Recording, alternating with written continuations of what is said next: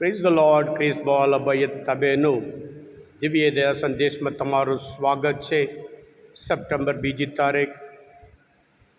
આ સંદેશ સાંભળવા તમારા સૌ ઉપર પ્રભુ એમને પ્રેમ વરસાવે, શાંતિ વરસાવે અને તમને દરેકને પ્રભુ ઈસુ પરની શ્રદ્ધામાં દ્રઢ બનાવે.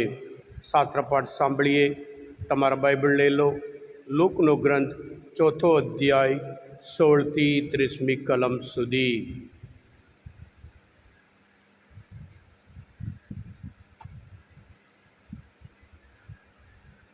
પછી ઈસુ નાસરેત આવ્યા, જ્યાં તેઓ ઉછર્યા હતા.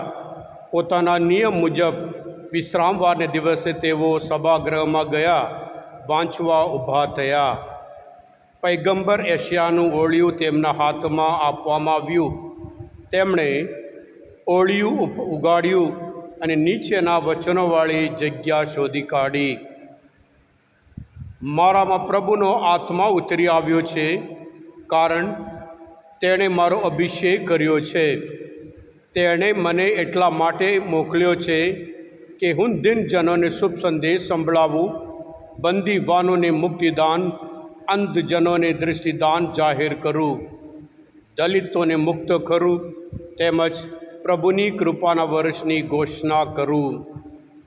પછી તેઓ ઓળિયું વીંટી દઈ સેવકને પાછું આપી બેસી ગયા. સભાગૃહમાં સૌની નજર તેમના ઉપર મંડાયેલી હતી. તેમણે તેમને કહેવા માંડ્યું, આજે આ શાસ્ત્ર વચન તમારા સાંભળતા જ સાચું પડ્યું છે. સૌ કોઈ તેમની પ્રશંસા કરવા લાગ્યું અને તેમના મુખમાંથી આવી પ્રસાદિક વાણી નીકળતી જોઈ સૌ અચંબો પામ્યા અને કહેવા લાગ્યા, શું આ યોસેફનો દીકરો નથી? ખ્રિસ્તમાં ભાઈ હતા બહેનો, પોતાના ગામમાં આવવું કેટલું આનંદની વાત છે. પ્રભુ ઈસુ બીજી બધી જગ્યાએ ઈશ્વરના રાજ્યનો સંદેશ, શુભ સંદેશ પ્રચાર કર્યો અને આનંદપૂર્વક પોતાના વતનમાં આવે છે. વતનમાં આવવું એટલે આનંદની વાત છે કે જૂના લોકો હોય, આપણા મિત્રો હોય, એમને મળવાનું. અને એવી રીતે પ્રભુ ત્યાં આવે અને વિશ્રામવાર એ સભાગૃહમાં ગયા અને પ્રભુ જે એશિયાના ગ્રંથ લઈને વાંચ્યું, લોકોને નવાઈ, સાથે સાથે પ્રશંસા કરતા, કેટલા સરસ છે, કેટલા મસ્ત છે, કેટલા અદ્ભુત શબ્દ છે એમ કરીને વખાણ કરે છે. પણ પછી થોડી જ વારમાં એમને આ બધું આને આવ્યું ક્યાંથી? આ તો યોસેફનો દીકરો નથી એમ કરીને તેઓ કહેવા માંડ્યા. પણ પ્રભુ ઈસુએ આ વચન એટલા માટે વાંચ્યું કે આ જે હેતુ માટે પ્રભુ ઈસુ આ પૃથ્વી ઉપર આવ્યા હતા, કે અભિષેક કરેલા છે અને સાથે સાથે ઈશ્વરે એમને મોકલ્યા છે. ઈશ્વરે મોકલ્યા છે જે હેતુ દિનજનોને શુભ સંદેશ સંભળાવવા, બંદીવાનોને મુક્ત કરવા, અંધજનોને, આ બધું મસીહા આવ્યા છે એની એધાણી છે, એ સાઇન છે, એ ચિહ્ન છે. અને આ બધું કાર્ય થાય છે. પ્રભુ ઈસુ સંદેશ આપે છે એક બાજુ, અને બીજી બાજુ અને ચમત્કાર કરે છે. સંદેશ પ્રમાણે એમના ચમત્કાર, એટલે પોતે જ મસીહા છે, મુક્તિદાતા, જે મસીહાની રાહ જોતા હતા, જે મુક્તિદાતાની રાહ જોતા હતા, જે તારણહારની રાહ જોતા હતા, એ તારણહાર, એક મુક્તિદાતા હું છું એમ કરીને એમની આગળ પ્રભુ કહે છે, આ બધું તમે સાંભળતા સાચું પડ્યું છે. પણ ત્યાર પછી વિરોધ. ખ્રિસ્તમાં ભાઈ તમે એટલે પ્રભુ ઈસુ પણ કે ગામનો દીકરો ગામમાં ના પૂજાય એમ કરીને યહૂદી લોકો આવા જ હઠીલા લોકો હતા કે જૂના કરારમાં પણ પૈગંબરની વાત કરે છે. એલિયા વખતમાં પણ 3.5 વર્ષ સુધી વરસાદ, આકાશમાંથી વરસાદ પડ્યો નહીં.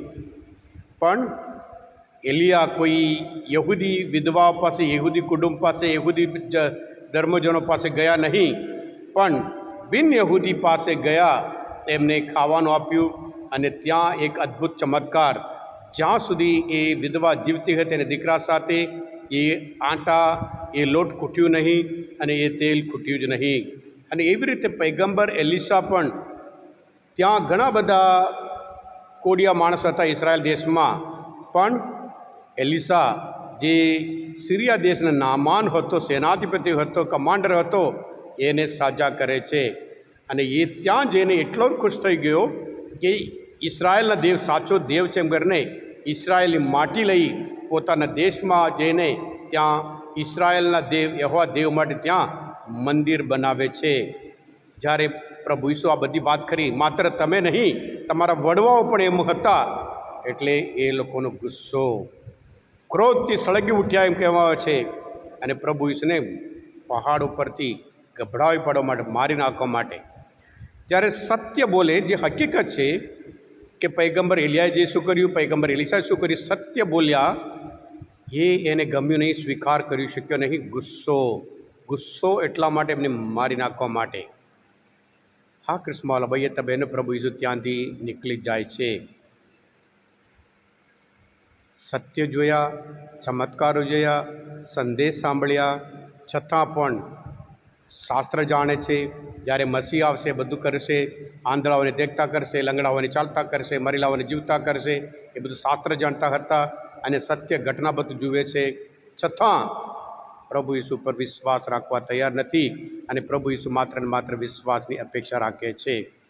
એ લોકો જોયા પણ છતાં પણ વિશ્વાસ નથી.